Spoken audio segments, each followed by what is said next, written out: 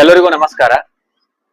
ಎಲ್ಲರಿಗೂ ಗೊತ್ತದ ಒಂದು ವಿಷಯದ ಬಗ್ಗೆ ಅವಾಗ ಚರ್ಚೆ ಆಗ್ತಿರ್ತದ, ಅಲ್ಲಿ ಇಲ್ಲಿ ಗೊಂದಲಗಳು ಆಗ್ತಿರ್ತಾವ, ಮತ್ತ ಕೇಸ್ಗಳು ಆಗ್ತಿರ್ತಾವ. ಅದು ಏನಪ್ಪಾ ಅಂತಂದ್ರು ಗೋ ಹತ್ಯೆ ನಿಷೇಧ ಮಾಡ್ಬೇಕು ಅಂತ.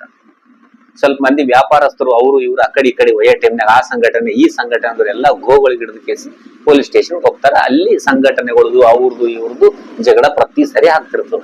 ಅದಕ್ಕೆ ನನ್ನ ಪ್ರಕಾರ ಏನಂತೀನಪ್ಪಾ ಅಂತಂದ್ರು, ಕೇಂದ್ರ ಸರ್ಕಾರ ಕರ್ನಾಟಕ ಸರ್ಕಾರ ಇಬ್ರು ಕಲ್ತು ಮಾತಾಡಿ ಏನ್ ಹಸುಗಳು ಗೋಗಳು ಇರ್ತಾವಲ್ಲ, ರಾಷ್ಟ್ರೀಯ ಪ್ರಾಣಿ ಹಸು ಅಂತ ನೀವು ಘೋಷಣೆ ಮಾಡ್ರಿ.